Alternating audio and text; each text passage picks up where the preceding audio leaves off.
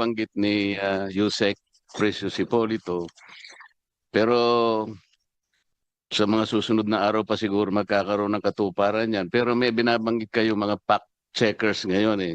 Opo. Katulad ko po, Mr. Chair, napakarami pong mga fake news na iniugnay po sa akin.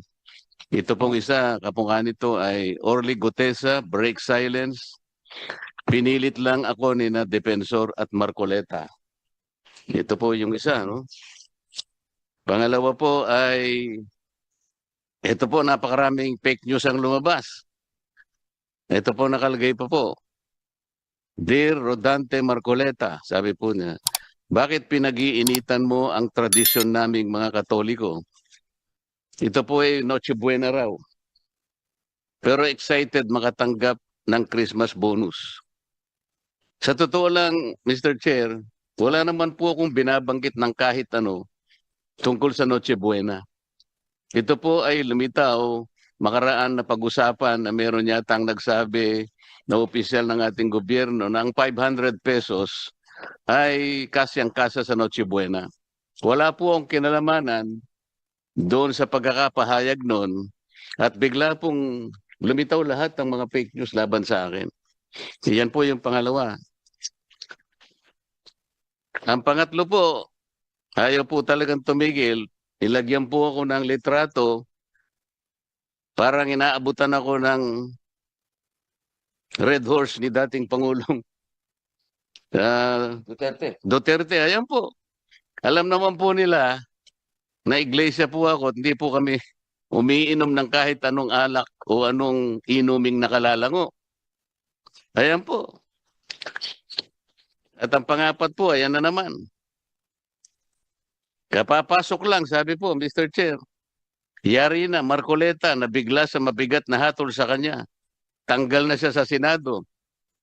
Paano naman po kayo magiging masaya sa ganito? Kaya po, ganito kasidhi po ang pagtatanong ng ating chairman at nandito po ang ating Senate President at nandito po ang pinakasikat sa social media, si Senator Rapi Tulfo. Lahat po kami ay nagrereklamo sa nangyayari. Ako po bilang, siguro, kailangan ko rin pong ipagtanggol ang sarili ko, Mr. Chair. Gumawa po ako ng paraan eh. Sinaliksik po namin kung sino yung gumagawa nito tungkol kay Gutesa. Napansin po namin at nakuha namin na a certain CDG Media Minds was promoting around 12 ads of the same topic on Meta. Ang registered mobile number ay nakuha po namin, nakarehistro kay Luis Orbon. Na-track po namin yan. At pagkatapos mo na ma-expose ko sa program namin, siya mismo ang nagtanggal. So naunahan po namin ang ano yun? ICCI ba yun? Naunahan po namin ng DICT, mabuti tinanggal po yun. Kasi nakuha po namin yung kanyang pagkakakilanlan, pati yung kanyang telepono, nakuha namin pati yung kanyang ano na yun? Marami po eh. Yung kanyang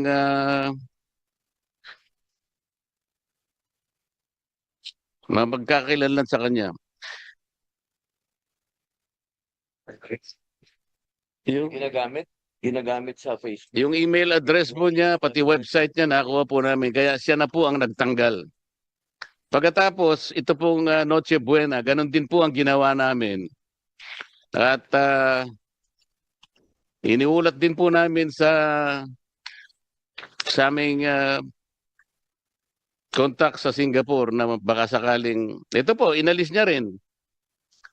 Ngunit, ginamit na recycle po para ganun ay makarating na naman sa ibang kaparaanan. Ang problema dito, Mr. Chair, kagaya po na binabanggit ni Yusek Precious kanina, bakit po yung mga fact checkers po na alam natin, ang fact checkers ng Meta ay Vera Piles at saka ang Rappler. Bakit po hindi nyo ma-take down kaagad? Ang ginawa lang po ninyo ay nilabel ninyo na misinformation. At pagkatapos, naging demote na lang. Para sa ganoon ay makita ng kukunting tao na lang. Bakit po ganoon? Paano kayo naging fact checkers? Alam naman po ninyong hindi totoo. Kaya tama po yung sinasuggest nyo, dapat objective yung mga fact checkers. Yung walang kinikilingan, hindi namumulitika. Alam naman po ninyong completely fake po lahat ito eh. Bakit kinakailangan kami po ang gagawa ng paraan? Magsikap kami sa sarili namin para ma-take down lang ito sapagkat hindi lang po nakakainis eh. Nakakasira po talaga. Kung sa akin lang po siguro, hindi ko masyadong iindahin ito eh. Ang problema, kapag nakita ng mga tao kahit hindi totoo, pinaniniwalaan po nila eh. Their ability to mislead people, yun po ang masakit sa akin. Sa akin, kahit na hiyain ninyo ako, hindi masyado siguro sa akin yun. Ayoko lang nami-mislead ang mga tao into believing na ito po'y totoo. Malaki pong problema yun eh. Ano po bang pagkakaiba ng misinformation at saka disinformation? Secretary Monilagan, kasi sinabi mo kanina misinformation. Wala po akong nakikitang pagkakaiba ng dalawa na yon. Kung misinformation, they're getting the wrong facts altogether. Disinformation, ganun din. They tried to mislead people.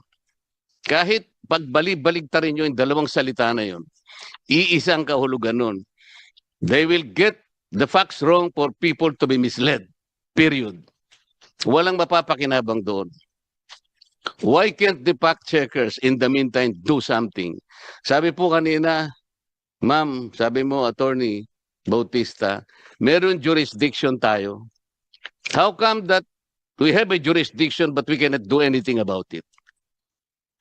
So this is an empty jurisdiction. Attorney Bautista. Opo. Sa RA 10175 po kasi or the Cybercrime Prevention Act, meron po kasi tayong jurisdiction over, for example po, in this case, pag yung na-damage na tao ay nasa Pilipinas. Depende po kasi yan kung magkakaroon po ng kaso against the person, tapos yung pong subject nasa ibang bansa. Yun lang po, magkakaroon po ng proseso na magkakaroon ng filing of cases over the person na nasa ibang bansa.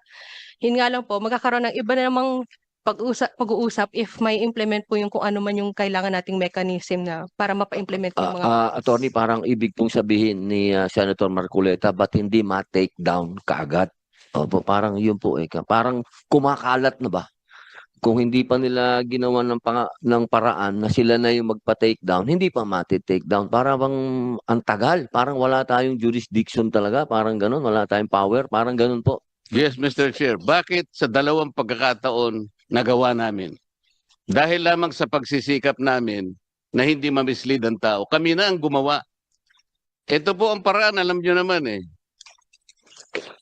I-report ng user sa Meta sa Singapore. Meta Philippines delegates it to our third-party fact-checker. From the third-party fact-checker feedback, Meta in Singapore will take down degrading yung mga findings na yun. Bakit hindi nyo magawa yun?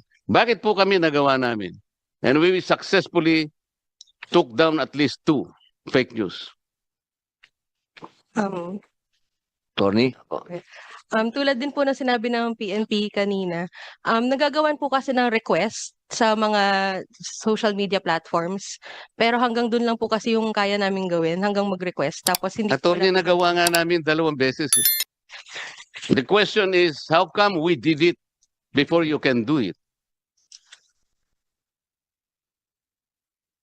Nagawa po namin. Pero ayaw na namin pong gawin dahil dapat kayo pong gumawa to protect us. Ang dami po ninyo eh. You are there to simply protect people. Mr. Chair, With Senator Raffy Tulfo? the permission of Senator Marcoleta, pinag-usapan natin mga fact checker dito. Na first of all, I'd like to thank Rappler because there was one instance na I was a victim of fake news and then nagpalabas ang Rappler ng fact-checking and napatunayan na fake ngayon. So ang tanong ko, wala bang agency sa ating gobyerno na tinitingnan yung mga fact-checking group at kapag napatunayan na talagang fake, then motu proprio, kayong gagawa ng paraan na para ipa-down yun, iti-take down yun. And then number two, wala bang agency sa ating gobyerno ngayon na nag-check sa itong mga troll farms because itong usong-usong ngayon, itong troll farms, talamak na talamak to. Are we not doing anything about these troll farms? Salamat, Senator Marcoleta. Salamat, Senator, Mr. Chair. So, anybody would like to answer that? Unahin po natin yung ating mga fact checkers. Okay lang sa iyo, Senator Marcoleta? Opo, unahin po natin ang Vera Files. Magandang umaga po. Alam mo maganda itong hearing kasi at least marami tayong mapaliwanag kung maraming points na ni-raise si Senator Marcoleta. So isa-isahin natin. Isa kasi yung papel ng ano ba yung fact-checking in the first place, 'di ba? Ang fact-checking kasi ay isa yan sa pagsusuri kung tama o mali yung isang post na lumalabas sa social media, 'di ba? So ang trabaho ng dalawa ang official fact checker ng Facebook dito sa Pilipinas, yung Vera Files at saka yung Rappler. Pero ang trabaho ng fact checking ay lahat na gumagamit ng social media may dapat magiging fact checker, 'di ba? Hindi ka yung ano yan bawat isa can be a fact checker and should be a fact checker pag gumagamit ka ng social media. So, ang ginagawa sa ano kasi sa fact-checking arrangement tama yung sinasabi ni Senator Marcoleta na ang fact-checking arrangement namin sa Meta, di ba? Kina-classify namin pag may na ano dito? Araw-araw kasi sinascour namin, tinitingnan namin lahat ng mga post sa social media, tsaka alamin namin kung alin doon ang pwede namin ma-fact check. Dami-dami talaga, hindi naman pwede namin kaya lahat. Kaya kailangan talaga bawat isa sa atin magtulungan at magpa-fact check, ganon. So paano namin kina-classify yung priority, 'di ba? Yung priority na kung anong unahin namin, ganon. Na isa dapat statement of fact, 'di ba? Hindi pwede kami mag-fact check ng opinion o kaya yung fiction, 'di ba? So dapat statement of fact ang aming ipa-fact check. Number two, dapat relevant. 'Di ba? Yung may kabubuluhan sa bayan, yung away ni Ellen Adarna at saka ni Derek Ramsey, no? Kung sino nagsasabi ng totoo, hindi naman pakialaman 'yan, 'di ba? So ang pipiliin namin ay ipa-fact check yung may para sa amin yung relevant sa bayan, ganon. Madam, Senator Marcoleta. Opo. let's concentrate, Mr. Chair, on the four instances I have cited. Number one, ito pong ginawa nila tungkol kay Orly Gutesa. Orly Gutesa is a witness in the Blue Ribbon Committee. He was the lone witness who connected the dots between Saldico and Martin Romualdez. Ngayon gumawa sila ng fake news. Orly Gutesa break silence. Pinilit lang ako ni Defensor at Marcoleta. So, ang ibig sabihin nito, gusto nilang palabasin na yung sworn statement na ginawa ni Gutesa before the Blue Ribbon Committee is a fake one. So, hindi ba importante sa inyo na i-fact check nyo ito o hindi? No, you have to answer me. Hindi importante ito. Advice ko lang po, refer nyo po lagi sa chairman. Opo, para po hindi po tayo masyadong uminit, baka umapoy. Gawa ni Senator Marcoleta, yung maganda yun. Yun talaga dapat gagawin ng bawat tao. Kaya dapat mas marami pa ang katulad ni Senator Marcoleta na siya na mismo ang nagpa-fact check. Trabaho kasi yan dapat talaga ng bawat gumagamit ng social media. Hindi ko na kailang, Mr. Chair, hindi ko na kailang i-fact check ito. Alam kong mali ito eh. So tama, sorry. Tinatanong ko po kayo eh. So tama po yung So ginawa kami niyo. pa po ang gumawa ng Recommend. paraan. Imbes na kami mag-rely sa inyo at para lang mapabilis sa Meta na i-take down ito. Okay, hindi po namin kino-question kung ano po yung trabaho ng fact checker. Pero sinasabi ko po, itong 4 na instances na ikinukwento ko sa umagang ito, pare-parehong peke. Itong pangalawa naman, sinabi ko raw na Noche Buena, walang kwenta. Wala po ako sinasabing ganun. Ni Noche, wala po akong sinabi. Ni Buena, wala akong sinabi. Bakit po sila nagkalat ng ganito? Hindi po importante sa inyo to. Pangatlo po, ayan po, binaabutan po ako di umano ni dating Pangulong Duterte ng Red Horse. Alam naman po ninyong peke ito eh. Hindi rin po inyo pinakcheck ito. Kami na naman po ang gagawa ng paraan ito. Pangapat po, ito nga. Nabigla raw po ako, natanggal na pala ako sa Senado, hindi ko pa alam. Madam Fact Checker, lahat po ng ito hindi totoo eh. So ito pong dalawang natitira, kami na naman po ang gagawa ng paraan para lang ma-take down ito. Yung dalawa kasi na-take down na namin. Pero kami lang po ang gumawa. Hindi po ba kawawa naman kami?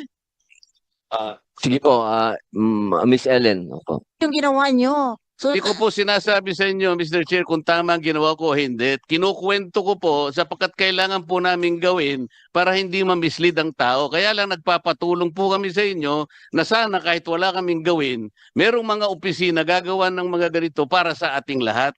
Para sa kapakanan ng buong mamamayang Pilipinas. Ito po yung problema eh. Miss Gemma Mendoza. Opo. Hello. Mr. Chair, thank you for acknowledging us. First of all, salamat po sa mabuting senator tungkol na pinakita niya yung mga examples na yon ng potential na ng fake news tungkol sa kanya, ng disinformation tungkol sa kanya. Siguro po i-explain lang po natin yung proseso. Tulad po ng sinabi ng colleague ko from Vera Files, napakadami po talaga nung volume nung mga nakikita, yung mga kinakalat sa social media. Hindi po namin yun lahat nakikita. And ang isang paraan para tinitingnan namin paano mas marami kaming makita ay humihingi kami ng contributions mula sa publiko. So, pag may in-email po sa amin either through desk@rappler.com or through factcheck@rappler.com, yun po ay tinitingnan ng aming mga fact checker. Ngayon, may sinabi po kanina ang butihing senador na bakit labeling lang ang nagagawa namin. Ito po ay dahil hindi po talaga namin, wala po kaming powers to take down. Ang nagte-take down po ay ang Meta, yung may-ari ng platform.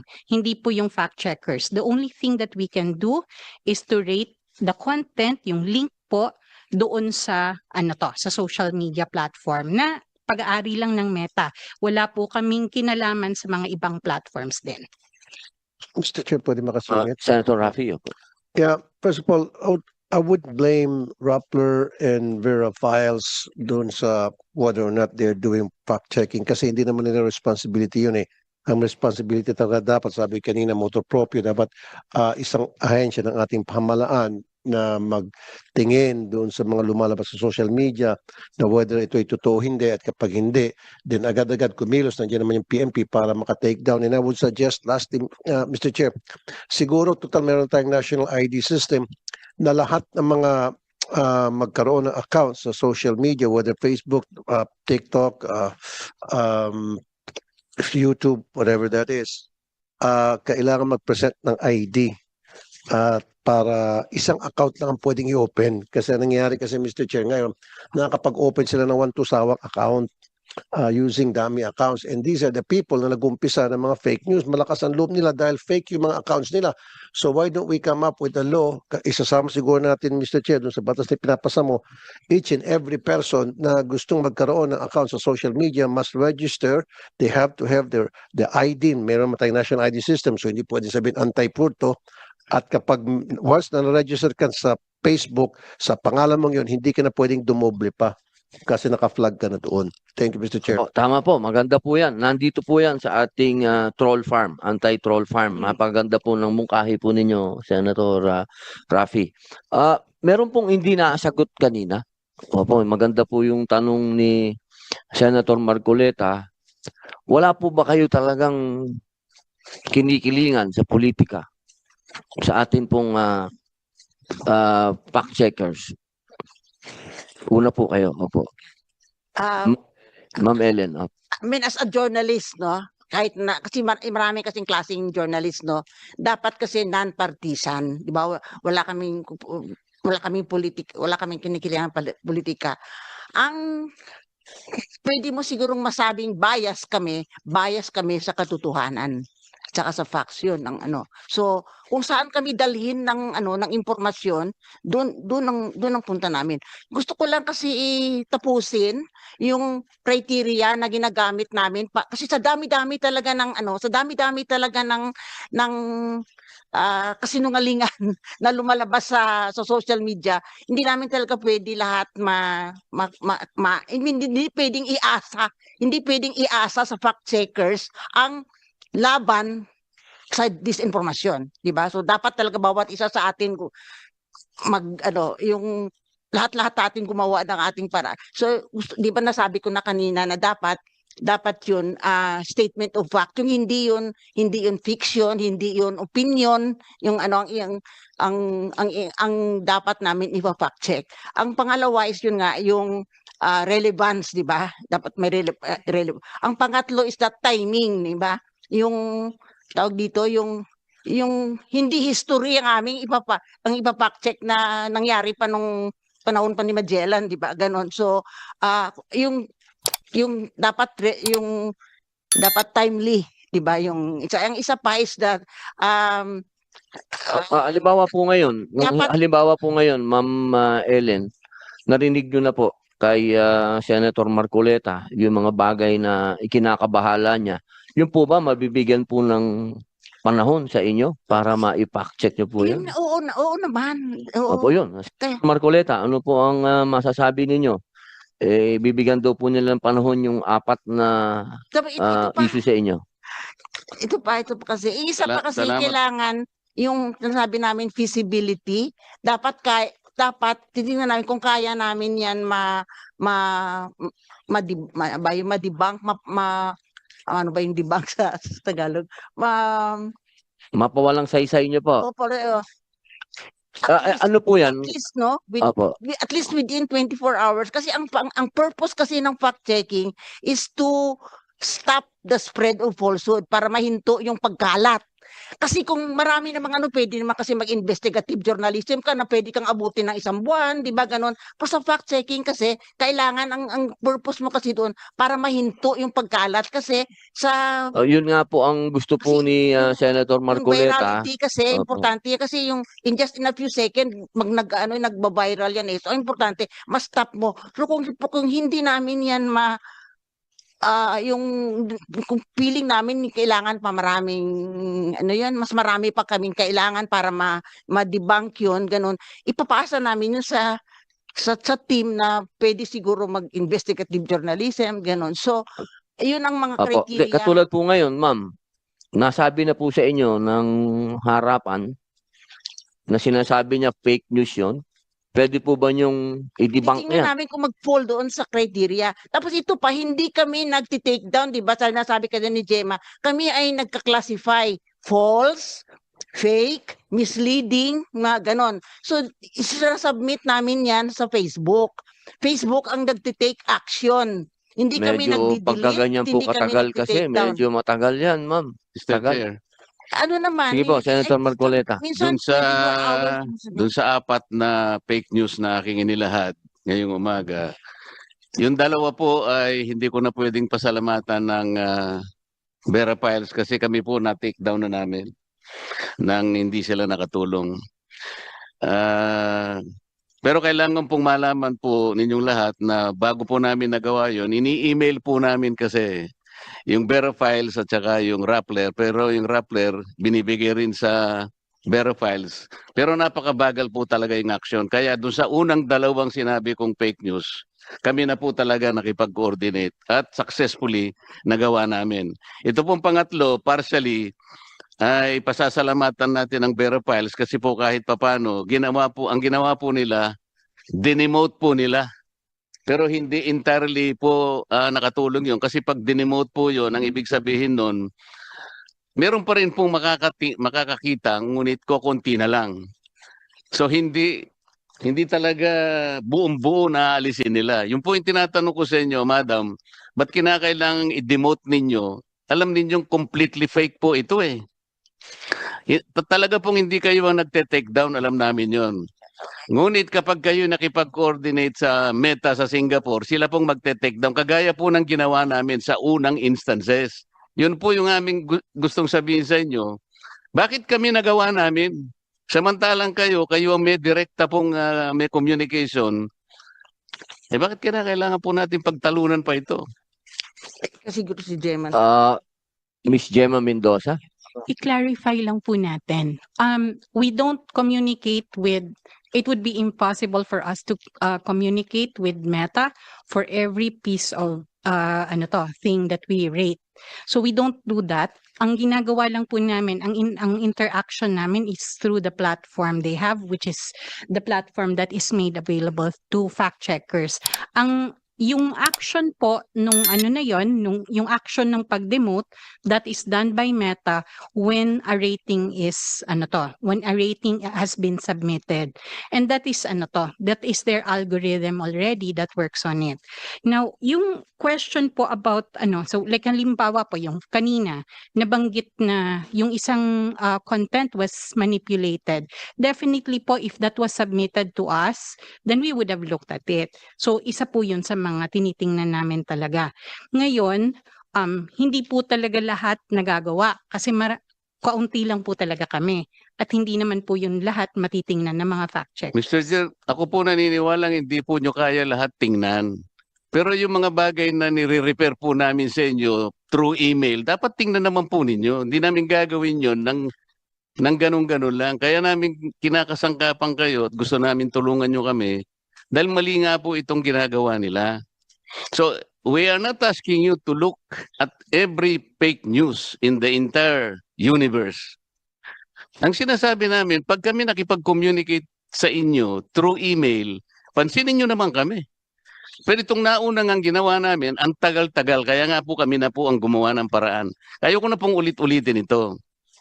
Itong pangatlo, kaya sabi ko po sa inyo ma'am, partially, nagpapasalamat kami dahil dinemote ninyo kahit papano. Pero ang gusto namin talaga, mawala na. Tama po, yun po yung gusto namin. Wala nang pong debate ron. I-explain ko. Nakikipag-debate ka pa sa akin, ma'am. Pinapasalamatan na nga kita kahit partially. Hindi ako O kaya nga, pakinggan Ma'am mo muna Ellen. ako.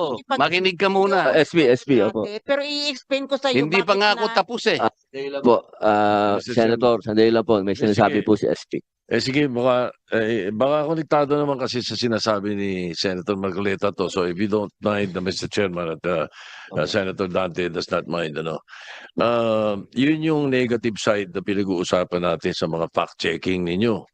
Dapat pina-fact-check nyo rin naman yung positive. Hindi po ba? Like for example, may isang senador nagyayabang 300 daw ang pinasa niyang batas. Hindi naman totoo. Hindi nyo sina-fact-check yun? Yung mga ganon. I'm just giving an example. Di ba dapat i-fact check nyo rin yung hindi totoo? Yung bola. Di ba? Hindi pwedeng yung puro negative lang ang chinecheck. Check nyo rin yung bola. For example, ito si ganito raw, naku, nanalo siya ng award, ganito, gold medal sa ganito. Hindi naman. Di ba? Dapat meron ding fact checking yun. Anyway, nabanggit ko yun. Yun yung negative side. Yun yung positive naman. Na mali. Na fake news pero nasa positive. May binibuild up na tao o binibuild up na sarili niya. Diba? Anong pinakasagot na nakikita ko po dito? At ito'y talagang dapat once and for all diinan na. Para tingin ko madaling masolve may fake news na lahat. One account, one person. Yun ang solusyon eh. One account, one person dapat. So, sino ang dapat dito? Facebook, Meta, Instagram, TikTok, lahat. Dapat. Pag hindi nakaregister, isang tao lang dapat nakaregister. Account mo lang yun. Ikaw yun. Tignan mo, pagka yung mga gumalabas ng mga fake news na yan, kung isang account lang sila at tunay silang tao, at hindi meron silang another account na ganito, itong mga account din ng paninira. Pag hindi ganon, hindi magiging ganun katapang manira ng kapwa eh. Pagka one account, one person, kilala siya, nag-register siya. So saan magkakatalo to? Hindi sa atin eh. Magkakatalo to. Kailangan sama-sama tayo, i-appeal natin ito doon sa kanila, sa mga service providers. Na wag nilang i-register. Ang daling mag-register. Gusto nyo ako, magre-register ka agad ako dito eh. One Dela Potpot ang pangalan ko, tatanggapin eh. Di ba? Yun ang pinaka-problema eh. So I think ko doon tayo magsama-sama lahat ng mga involved sa internet. Hindi na natin yun. One account, one person. Dapat ganun. Thank you. Tama po, SP. Pati yung mga account na comment ng comment tapos naka-lock profile. Hindi rin tama yun. Salita ka ng salita tapos hindi ka naman pwede sagutin. Yun mga bagay po na yan ang mga dapat natin pong ihakbang dito. Senator Marcoleta. Opo. Mr. Chair, tama po ba ito na 16 million po ang naka-earmark sa PCO under its 2026 budget to combat fake news? Yusek Ilagan. Opo. Alam nyo, 60 million daw po. Alam nyo, kaibigan ko kasi si Mon. Sige po.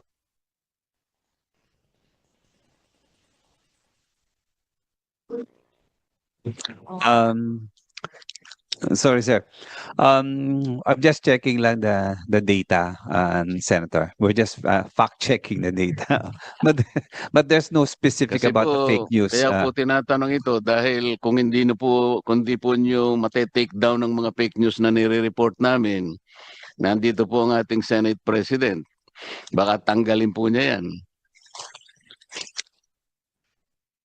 Ilagay na lang po natin sa makakatanggal po ng mga fake news sa madaling panahon. Hindi po yung nagtatagal.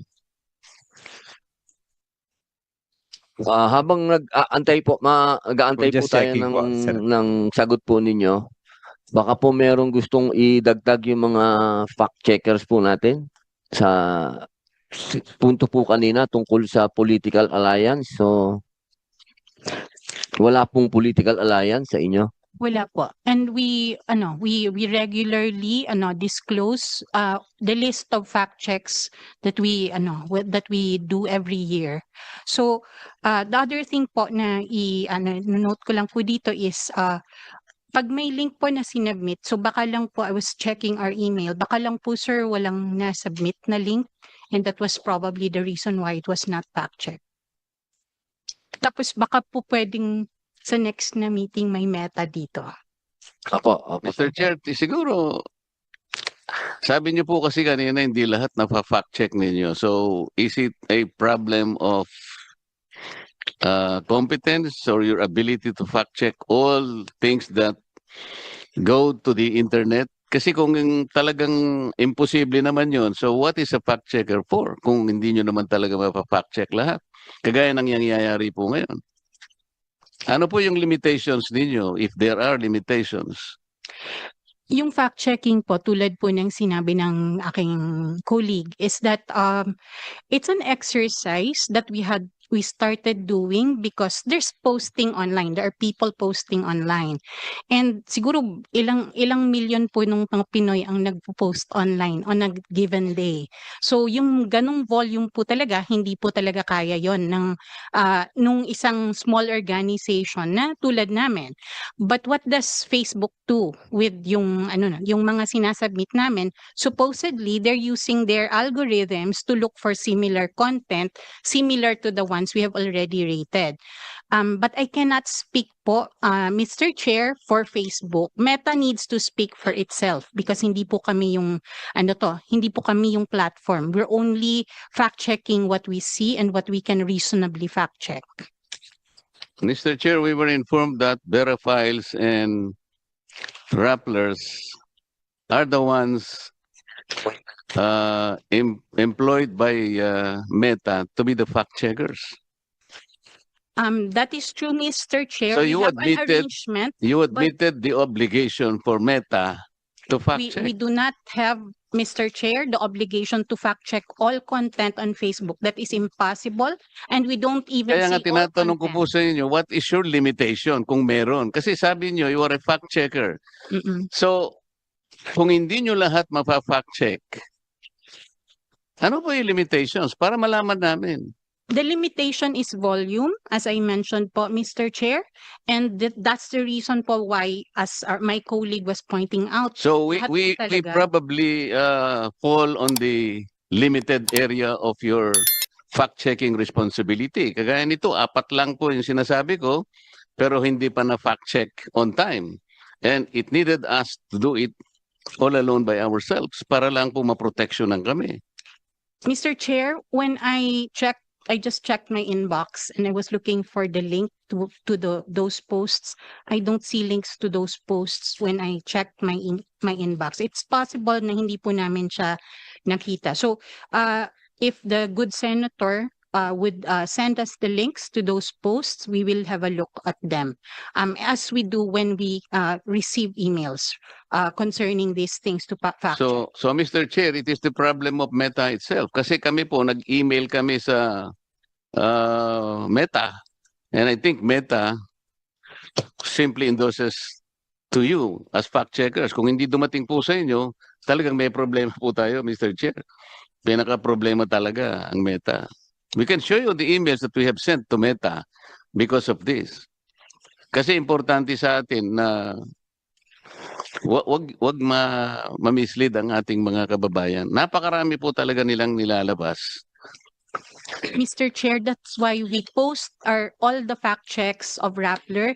They have a message at the bottom. May message po sa bottom where we tell people where to send us links for fact checking para kung sakaling hindi po namin nakita sa dashboard na binibigay ng Meta, ay may opportunity pa kaming makita beyond that. So yun po yung ginagawa namin. The fact checkers are limited in the sense that they cannot totally fact check anything that goes into the internet. We are in this situation at present. So magtatagal po bago natin ma-address lahat ang problema na may kinalaman sa fake news. Sa ngayon, wala po tayong magagawa. Is that the state of affairs now? With respect, Mr. Chair, this is why we are here in the hearing today. Our suggestion, in fact, and one particular action point po kasi na kailangan mangyari. Kasi before po, there used to be more access to data in the platforms. Sa ngayon po, over the past years, that access has been reduced. So we have difficulty seeing like actually searching for content already that is similar to things we see. We have already fact checked. So isa po sa mga sinasuggest nga namin yung transparency, the platforms need to be compelled to share data that will make it possible for third parties, hindi lang po yung mga fact checkers, but also other third parties to audit what is being amplified within these platforms. We don't see everything. So, Mr. Chair, while we are talking, what happens now with the fourth fake news? Naunahan po si Senate President. Ang sabi po nitong pang-apat na fake news, Yarina Marcoleta na bigla sa mabigat na hatol sa kanya, tanggal na sa Senado. Hindi pa po alam ng Senate President ito eh. Siguro What are we going to do with this fourth fake news? hihingin na po Harap po kayo natin. lahat. If the senator will Sandali na send po. the link, Hihingin na po natin ang statement po ng ating SP para maisulat nyo na po. Totoo po bang wala na sa Senado? Hindi po, buhay na buhay. Narito, kasama po namin.